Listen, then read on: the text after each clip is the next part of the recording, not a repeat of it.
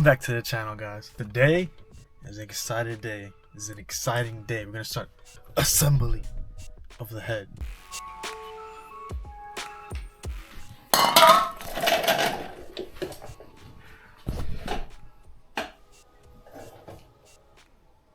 So we have a lot of pieces on this table that we have to go through and install on this head. So let me go through all this and tell you what is what. First thing, hardware. Some ARP studs. Part number 2014302. I got some new lifters. I have some new lifters. Van Oss rebuild. I'll say this for a later video. Got some new cams. Seats. Titanium retainers. New valve seals. These are the what's this shit called? The buckets or lifters. New springs. I got dual valve springs from SuperTech. This is the part number. Actually, I'll put it up on the screen. The valves I'll be reusing, and I ended up cleaning and grinding them. You can see that there's a dull finish. So I lap these, all the valves I lap by hand. And the head, I just gave a nice clean. It was good. You really don't need no special tools. The only tool I guess that's special is this guy. If you watched my last video, this is what I used to take apart the valvetrain and use the same thing to reinstall it. You got, you know, your picks, a 10mm ratchet. Yeah. But besides that, let me show you what else I've been doing. I have all these accessories, all dirty, like all this is dirty. Oil pump, timing cover. So I'm gonna clean it and powder coat it myself using this. This is a 55-gallon drum that I bought, and I'm attempting to make a powder coat oven.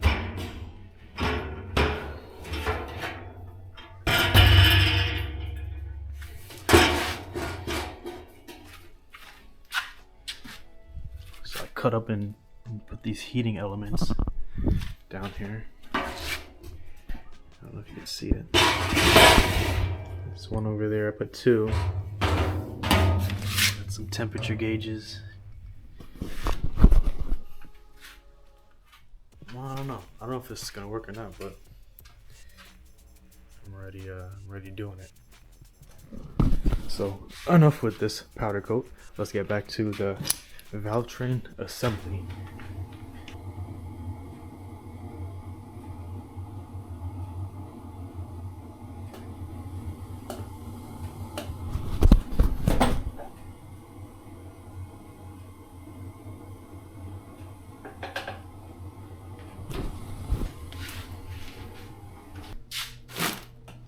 So I got two intake valves in, and I kind of have a feel for it. So now I'm gonna walk you through what I just did and give you the little tips and tricks I just learned.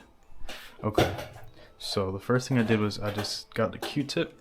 Whenever you're building engines, you don't want to use Q-tip because these fibers can get all in the engine, and you don't want that getting between your bearings and all that. But I don't care, so I'm just gonna dip that in some oil. I put some of that where the valve seat's gonna go, as well as I put some inside of this bronze, not bronze, but this brass valve guide, just to lubricate it. Once that's done, next thing we're gonna do is get the valve seat, which is this. So, what the fuck is this? It's not good. I mean, that wouldn't have gotten out, you know, I don't know. Whatever. Is that an olive? Interesting. Good thing I found that. So if you get some valve seats, make sure to check the underside on that machining process. But we're gonna go ahead and put the valve seats in.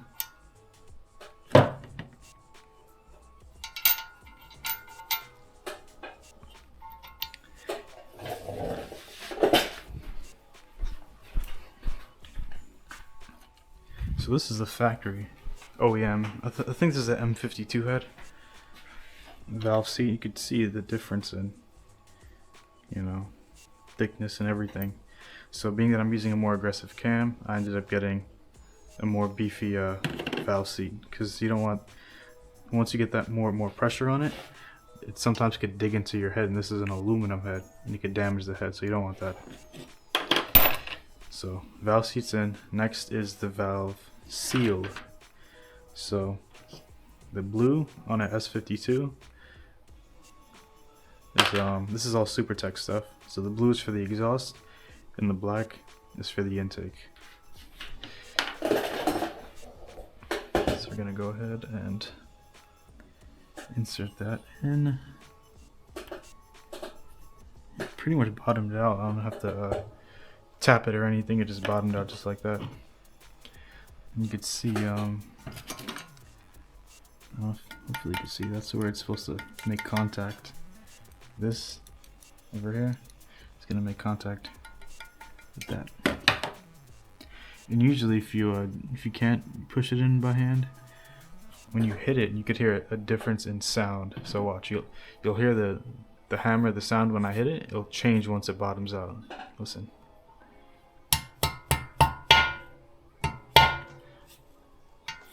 All right.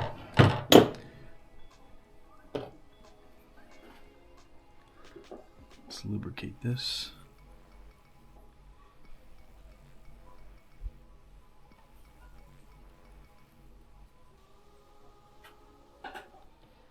Okay, now we'll put the valves in.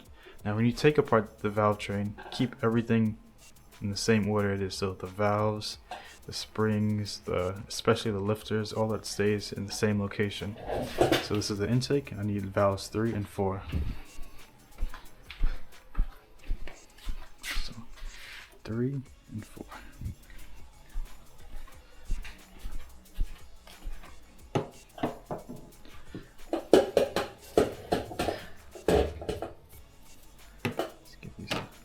Wipe these down, and I'm going to take some assembly lube. Let's put that on the stem, or not on the stem, on the actual body of it.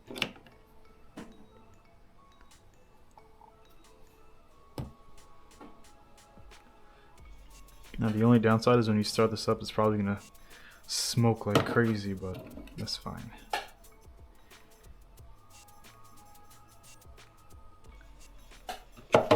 Okay.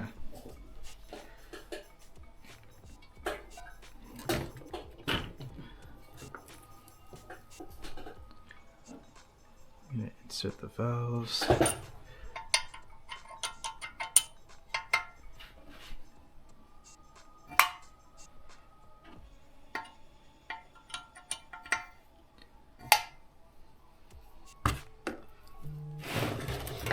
Shit.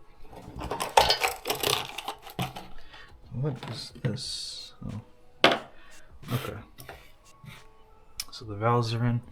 Now what I like to do to help out with the keepers is I use, where'd it go? This stuff. Instead of the Lucas, I use this Permatex. This likes to stick to everything.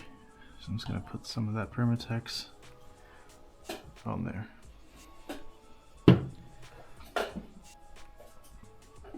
Okay.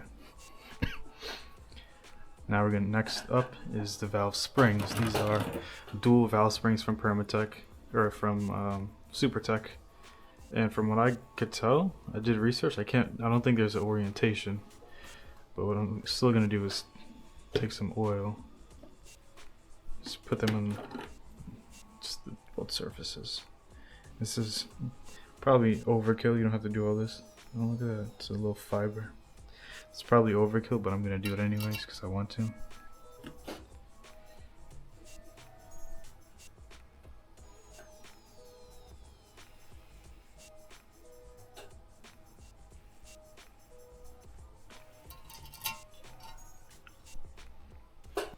And if anyone's wondering, these are 94-pound springs for the seat pressure. So once you start getting into some crazy springs, you kind of have to upgrade your seats and retainers. talking about that, now we need a retainer. So these are titanium retainers. Obviously they're stronger and they weigh less than the steel, so it'll help out with that high RPM. You get that less inertia, less mass when it comes to all that inertia. And I'm gonna put oil on this. I'm putting oil on everything.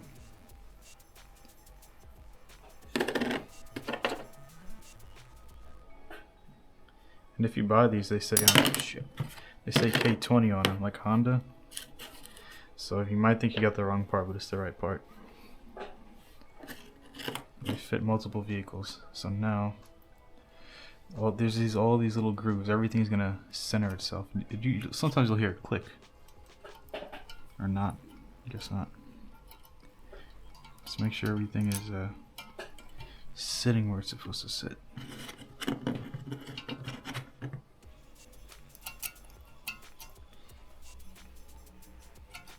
Good.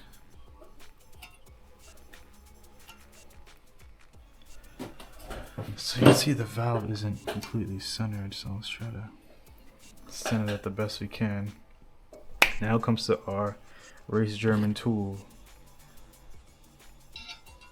So there's a hollow on the side with this little lip. It's gonna go like that, and you'll see there's a hole here for the, not a hole, but there's like a little recess for the bolt, for this bolt.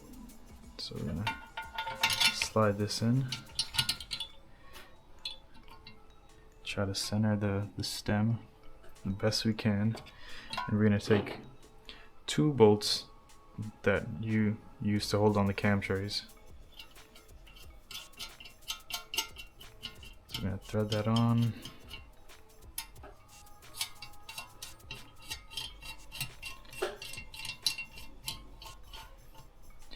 And 13 mil. I like to use an electric ratchet, not an impact, just the ratchet. Center that.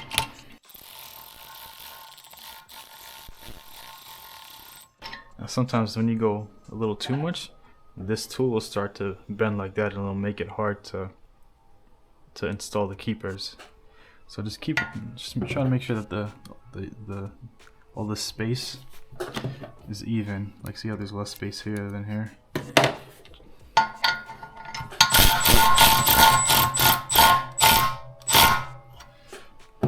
Okay. Let's go get the keepers.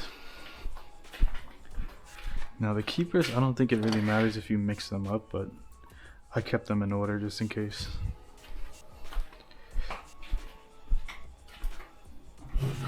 And being that I found out this little defect, I might take this spring out just to double check this seat, make sure it doesn't have anything in it. Alright, so the keepers is, get it back.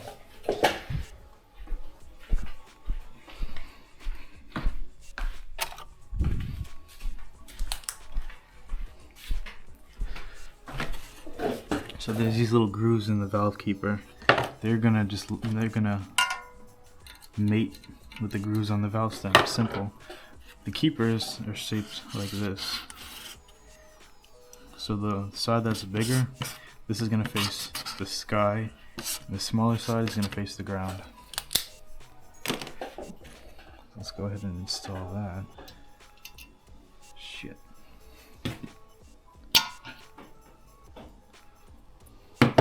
Let's make sure that the valves are completely seated on the valve seat. Bam. That's what it's supposed to look like. Now, being that I got it, so I was easily able to insert it from this right over here. So I'm gonna turn the valve a little bit. Trying not to. There we go. And that Permatex is helping it not go everywhere. And then we're gonna install it in that same exact space since it was easy to install. And bam. Same thing over here. Now it looks like we have more space over here, so we're gonna try to install it over there. So same thing. Shit.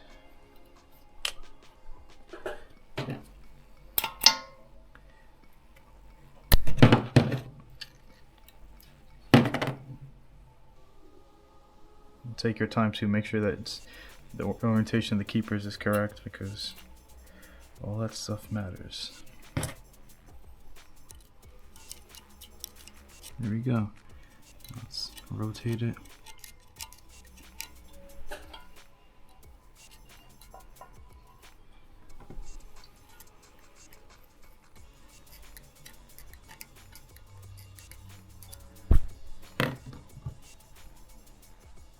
Oh shit.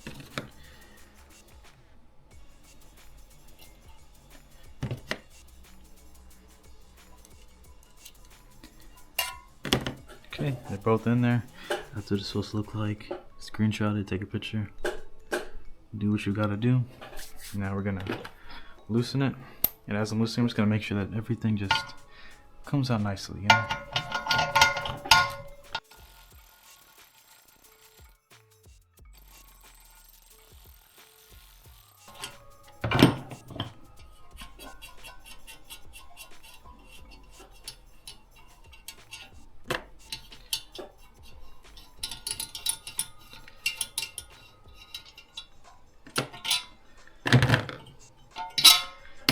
Boom. I'm gonna take this one back out and make sure that there's none of that metal in the seat, because that would be bad. So, be back.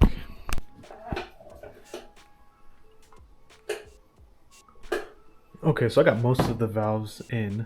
Everything's looking good. I'm on the exhaust side finishing it up. Another tip too, as I'm doing all these, try to, as I said, try to get this center as possible, this piece on the tool.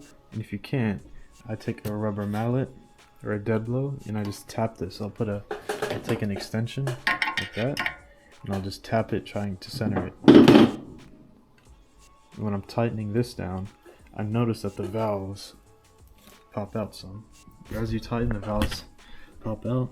So I just take the hammer, tap it back.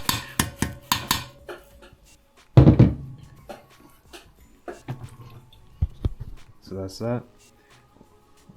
And if you're fighting with the keepers, I would take one hand, put it under the valve, and push up on the valve while I'm trying to install the keeper on top with my other hand. I use a pick. One thing I don't recommend is using a magnetic tray, this, or any magnetic tools besides this, which I only used to get the keeper out if I gotta, try again. But I wouldn't use anything else magnetic, because when you're using the pick trying to mess with this keeper and, make fine adjustments in here, the magnet messes everything up. What I did to combat it, and you can still do this too, is I put some assembly lube on the keepers itself and on the stem.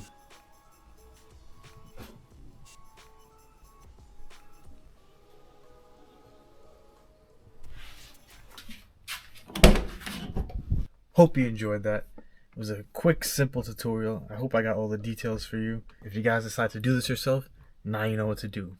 Peace.